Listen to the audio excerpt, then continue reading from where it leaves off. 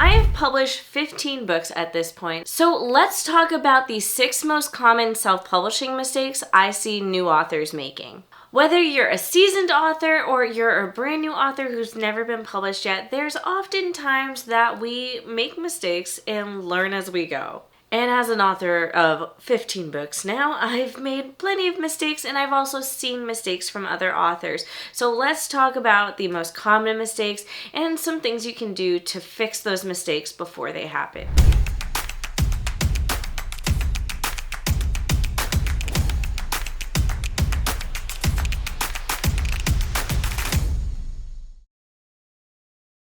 Hello everyone, my name is Mandi Lynn. I'm an author, the creator of the Book Launch Planner series, and also courses that teach you how to format your book and design your own book covers.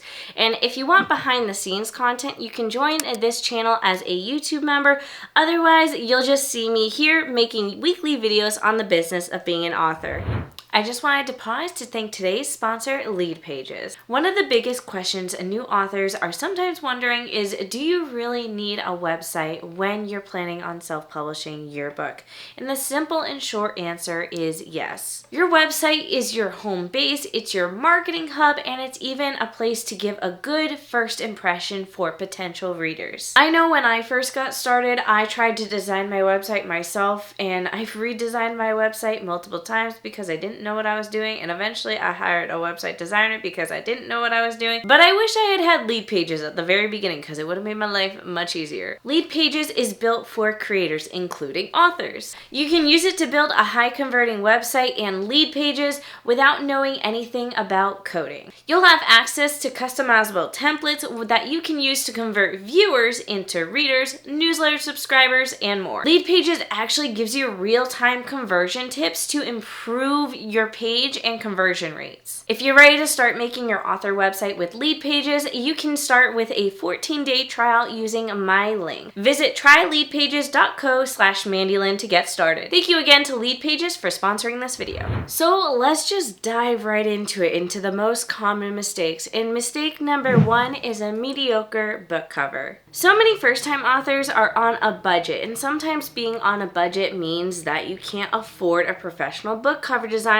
or you hire someone who's very new and their talent in comparison to other book cover designers just isn't quite there yet. And some authors like to try to design their book covers themselves. Obviously, as someone who has courses on how to design your own book cover, this isn't something that I want to discourage, but I do want to say if you plan on designing your own book cover, please make sure to do the proper research in terms of what is appropriate for your book cover, and also take the time to learn the skills that you'll need to design a beautiful book cover. Because let's face it, at the end of the day, people do judge a book by its cover. If your book cover isn't good and is not fit for the genre, it's gonna vastly affect your sales, whether or not you want to admit it. If you do want to do the DIY route and you don't know where to get started, I highly recommend looking into my courses. I have 3 different courses on book cover design. The first is a course that is on Photoshop basics. We don't actually do any book cover design in this course, but hopefully you'll walk away knowing how to design your own marketing material. The second course is a course on typography. So if you hire someone to illustrate the art for your cover and then you just need to add in the typography yourself, this is a great course to look into. And the third course is a course that is actually taking stock photos and turning them into a book cover. This is a more advanced course, but if you take all 3 courses consecutively, you'll find that the knowledge builds upon itself. So that's a great route to take if you want to DIY your book cover, or like I said, you can just hire a professional. Sometimes that's the best route to take, and it gives you the best peace of mind because 9 times out of 10, a professional will also know the genre standards and they'll be able to design you a genre appropriate book cover, which leads me to the next point.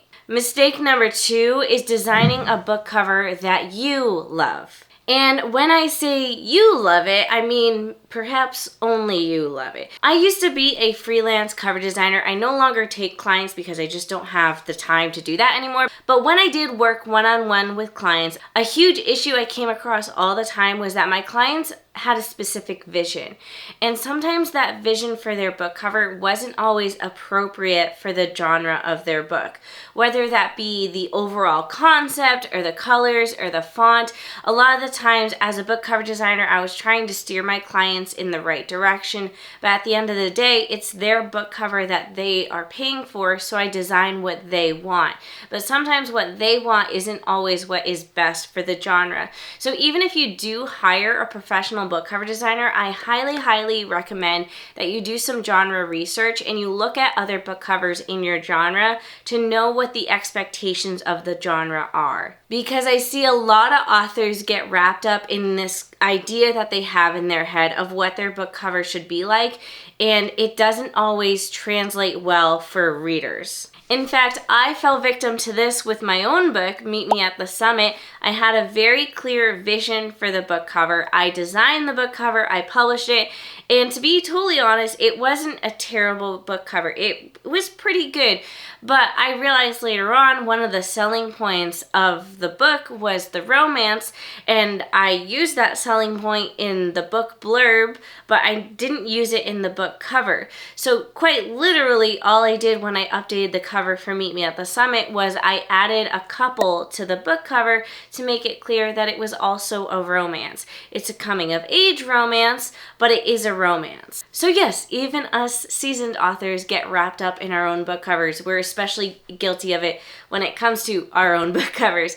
It's very easy for me to tell other people what they should do with their book covers, but it's much harder when it's your own work and you have emotional attachment to it. Mistake number 3 is sloppy editing. So let me ask you this, before you publish your book, did you hire an editor? If the answer is no, you didn't hire an editor, did you still go through some sort of editing process with someone else?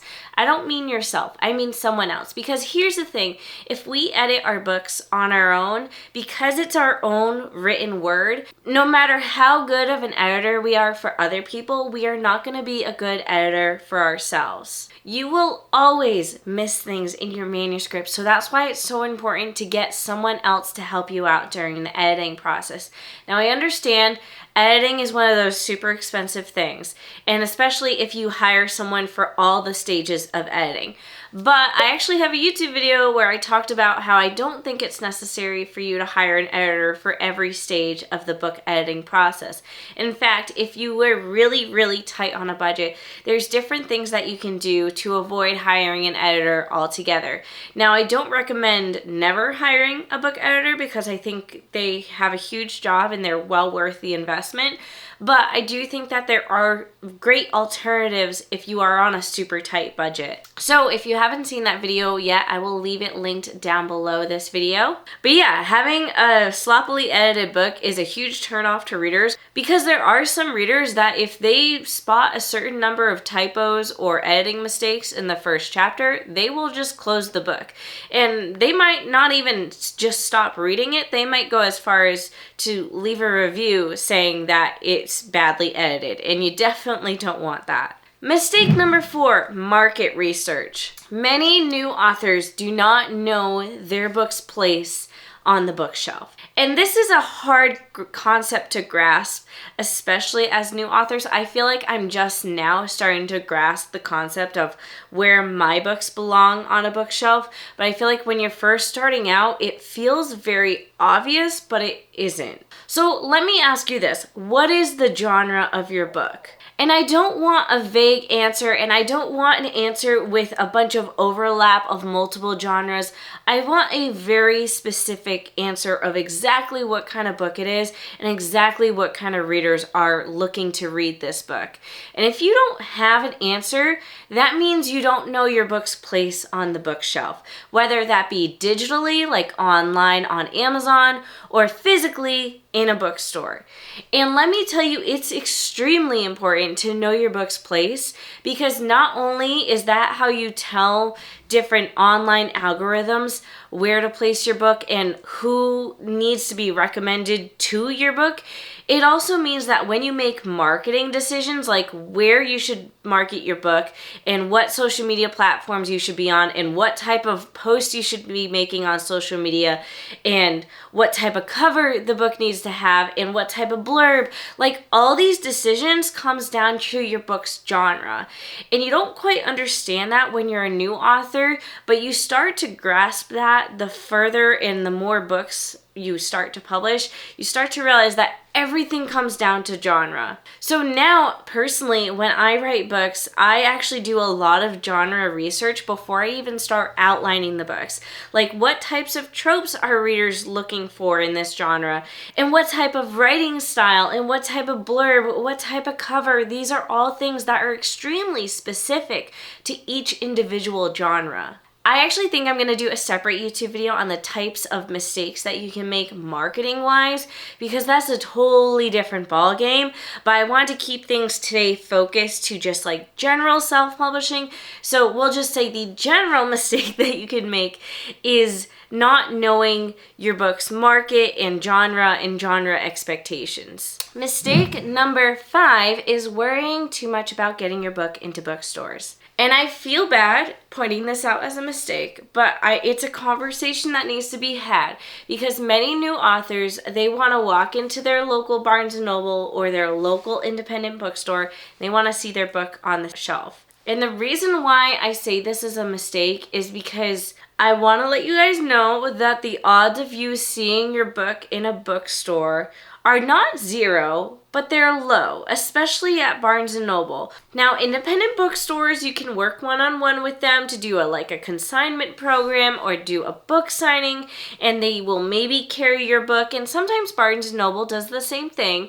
But most times, especially the bigger the bookstore, the less likely they are to work with authors. But the big thing to know here is that bookstores don't typically carry a book unless it meets a certain sales quota or a specific customer is specifically requesting to purchase the book. So if one of those two things isn't happening, you're not going to see your book in bookstores. Or, like I said, you're doing some sort of book signing consignment program. And the reason why I point this out as a mistake is because as of right now, the only way that bookstores can buy and purchase your book themselves is if you work through a company like Ingram Spark, or if you have your book on Barnes & Noble Press, then Barnes & Noble can purchase the book, but 9 times out of 10 people will turn to Ingram Spark. And the thing with Ingram Spark is that I don't think they're very beginner friendly. They offer a ton of printing options and they offer a ton of distribution. But when it comes to being beginner friendly to new authors and being forgiving, that's not the place to go. So I guess what I'm trying to say is if you would only turn to Ingram Spark because you think that by publishing your book on Ingram Spark one day will mean that you will see your book at bookstores, don't do that. Like, start with KDP or some other print-on-demand company that's more user-friendly, and then once you get things figured out, then you can turn to Ingram Spark. But Ingram Spark has a lot of issues and bugs, and the way they work and operate is super slow, and their customer service is basically non-existent. I have a whole video playlist on Ingram Spark and things that you should know before you work with them. So if you do choose to work with them, watch that playlist. I'll leave it linked below. But just don't make decisions based off the sole fact that you want your book to be in bookstores. If that happens down the line, great, but it might not happen right away. And I just want writers to go in with very realistic expectations. And I think the best way to see your book in bookstores is to work one-on-one with each individual store and do a book signing at that store. And mistake number 6 is never publishing your book. I know this isn't technically a self-publishing mistake if you never actually publish the book, but I wanted to talk about it because I feel like so many authors are talking about writing the book and editing the book, but they are never getting to the point of publishing the book. And the the whole thing is that even though this video is all about mistakes that you can make and common things to look out for, at the end of the day, some of these things you just have to learn as you go. And your book is never going to be perfect. Truly, even if you've published many, many, many books, you can edit that book all day and it will never be perfect. So at some point you have to decide, this is good enough. I think readers will love it. I love it. Let's publish it. Because heck, even traditionally published books, I spot typos in them all the time. That doesn't mean I don't give them a good rating. I might still give that book 5 stars if I loved it. I don't care if there were a couple typos. And you can spot plot issues in almost every book out there. And don't even get me started on the plot issues in movies these days. There's no such thing as perfect. So if you want to publish your book, publish your book. Going into it knowing that this is your debut novel, there's gonna be mistakes and you're gonna figure out something new with every book you publish. Because I'm still making mistakes and I'm still figuring out something new every time I publish a new book. But guess what? I sit down, I publish a book, and then I go ahead and I write the next one. Because that is truly the best way you will learn in this industry, is just to sit down and do it. So if you're worried about making mistakes, obviously you are if you're watching this video, then stop worrying about it and just get to doing. We're all human, we all screw up, so might as well make your dreams come true while you're at it. Anyways, that is going to be it for this video. If you feel like there's other common self-publishing mistakes that I didn't talk about today, let me know in the comments down below. Like I said, I'm going to have another video like this, but dedicated to book marketing mistakes that you're probably making. So be on the lookout for that video as well. Otherwise, that is it for today. Make sure to subscribe, comment down below, and I'll see you all in the next video.